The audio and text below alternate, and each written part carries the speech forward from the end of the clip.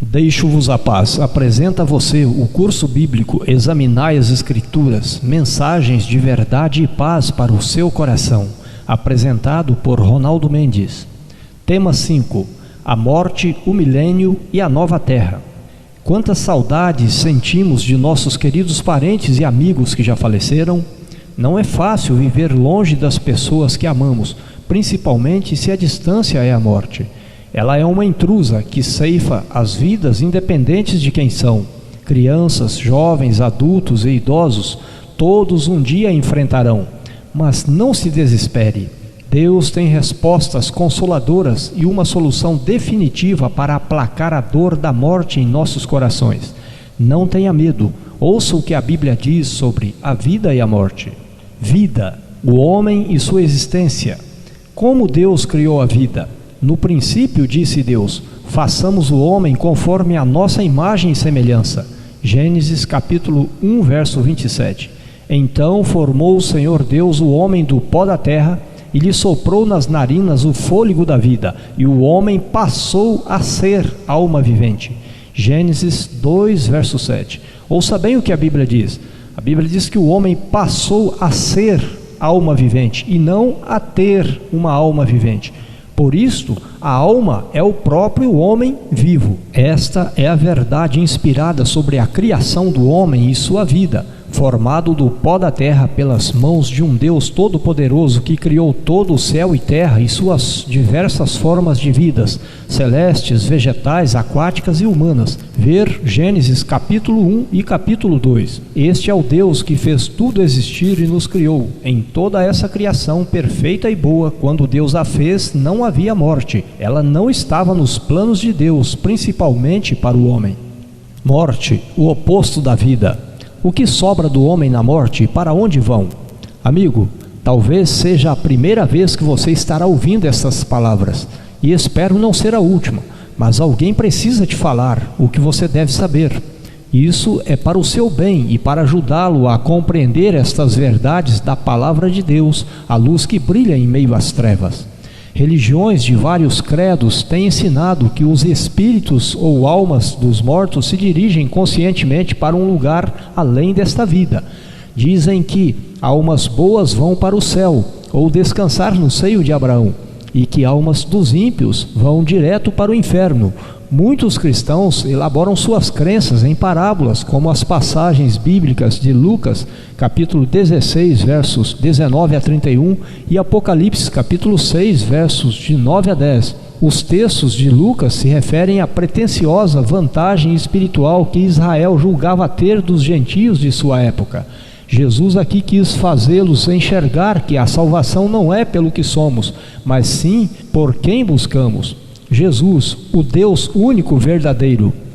Os textos de Apocalipse capítulo 6, verso 9 e 10 falam da vingança futura de Deus em favor dos que morreram pelo testemunho que deram de sua palavra, os quais, quando vivos, confiaram na promessa da vida eterna e aguardam na sepultura o dia da recompensa, a ressurreição de todos os seus fiéis. Leia em Romanos capítulo 12, verso 19 e Hebreus capítulo 10, verso 30. Há outros que pregam a reencarnação ou incorporação de espíritos de mortos nos vivos. Isso é ensinamento antibíblico. Quantos perigos estão incorrendo os que se apoiam nestes pensamentos? Estão vulneráveis ao engano e à mentira sobre a imortalidade pregada por Satanás lá no princípio da criação, conforme Gênesis capítulo 3, verso 4. A Bíblia nos afirma: e o pó volte à terra como era, e o espírito, ou seja, o fôlego da vida, volta a Deus que o deu. Eclesiastes capítulo 12, verso 7. Sendo assim, o corpo de todos, tanto dos homens como dos animais, volta para a terra, igualmente o fôlego de vida, o mesmo que espírito de vida, segundo Gênesis capítulo 7, 22, tanto dos homens e dos animais, volta para Deus, pois a vida de todo o ser pertence a ele. Eclesiastes capítulo 3, versos 18 a 22. Na morte, os homens não têm nenhuma vantagem sobre os animais. Eclesiastes capítulo 3, verso 19. O que passar disso é invenção do homem. Fica claro que não temos um espírito ou alma consciente que sai do homem na morte e que vai e depois volta. Isto não existe. Tiago 2, verso 26 e João 7, 9 e 10. Não temos alma, somos alma, e a alma não é imortal. A Bíblia diz que almas, ou seja, pessoas, morrem. Ver Ezequiel capítulo 18, verso 4. Ele diz: a alma, ou seja, a pessoa que pecar, essa morrerá. O que sabem ou fazem os mortos no além? Os vivos sabem que hão de morrer, mas os mortos não sabem coisa alguma, nem terão eles jamais recompensa. Eclesiastes capítulo 9, verso 4 e 5. Salomão disse também: na sepultura para onde tu vais, não há obras, nem projetos, nem sabedoria alguma. Eclesiastes capítulo 9, verso 10. O salmista Davi deixa claro que na morte não há recordação e não há louvor a Deus. Salmos capítulo 6, verso 5 e capítulo 115, verso 17. Por isso não devemos prestar cultos aos mortos. Isaías 8, 19 e Levítico 19, 28. E ainda, Deus repreende a tais práticas. Levíticos 19, verso 31 e Deuteronômio capítulo 18, versos 10 a 12. Jesus comparou a morte com o sono ao dizer que Lázaro dormia, mas ele se referia ao sono da morte. João capítulo 11, versos 11 e 13.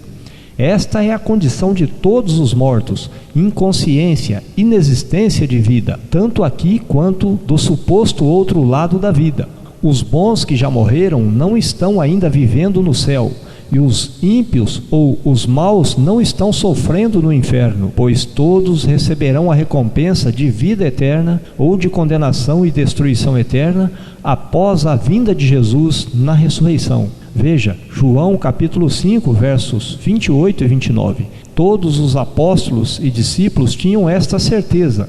Leia estes versos. João capítulo 11, verso 24, 2 Timóteo capítulo 4, versos 7 e 8, 2 Pedro capítulo 3, verso 7, Apocalipse 22, versos 12 e capítulo 21, verso 8.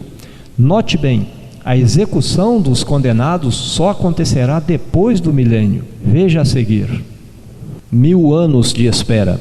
Milênio, quando haverá e para que este período de tempo? Os 1000 anos, milênio, que fala a Bíblia em Apocalipse capítulo 20, versos 2 e 3, terá início por ocasião da próxima volta de Jesus. João 14, de 1 a 3. Será quando os que o mataram o verão, e os justos mortos ressuscitarão primeiro. 1 Tessalonicenses capítulo 4, verso 16 e Apocalipse 1, verso 7. Naquele mesmo dia, os justos que estiverem aqui vivos serão transformados de mortais para imortais num piscar de olhos. 1 Coríntios capítulo 15, versos 51 e 52. E juntos subirão ao encontro de Cristo nos ares. 1 Tessalonicenses capítulo 4, verso 17. É aqui que começará a contagem dos 1000 anos. Lembre-se, a morte dos filhos de Deus não é o fim, e sim um tempo de espera no pó da terra, enquanto Cristo está preparando um lugar onde teremos um novo corpo com nova vida, na sua volta. Ao contrário, naquele dia os ímpios vivos sofrerão a morte pelo resplendor de Cristo. 2 Tessalonicenses capítulo 2, verso 8. E descerão ao pó da terra, onde passarão o milênio na sepultura. Compare Apocalipse 6, versos de 15 a 17, com Apocalipse 20, verso 5. Onde estará Satanás neste período? Satanás e seus anjos rebeldes ficarão detidos nesta terra durante o milênio, presos por uma cadeia de circunstâncias. Apocalipse 20, versos de 1 a 3.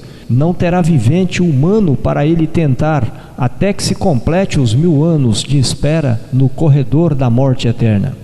Depois dos 1000 anos, serão soltos por um pouco de tempo. Jeremias 4, versos 23 a 27 e Apocalipse capítulo 20, verso 3. A terra será nesse tempo como um abismo. Apocalipse 20, verso 1, compare com Gênesis capítulo 1, verso 2. Estará desolada totalmente durante o milênio. O que estarão os justos fazendo por ocasião do milênio? Enquanto isto ocorrerá na terra, os justos santos se encontrarão nos céus com Cristo durante o milênio, participando diante do trono de Deus de um julgamento confirmatório sobre a futura condenação dos ímpios, ainda mortos, de Satanás e de seus anjos seguidores. 1 Coríntios capítulo 6, verso 2 e 3, e Apocalipse 20, versos 4 a 6, e Mateus 25, verso 34. Amigo, neste tempo Deus apresentará aos santos todas as obras más dos ímpios, bem como todas as oportunidades a eles concedidas, porém rejeitadas, e então os santos não terão dúvidas alguma quanto à condenação que cada ímpio receberá. A terra da promessa.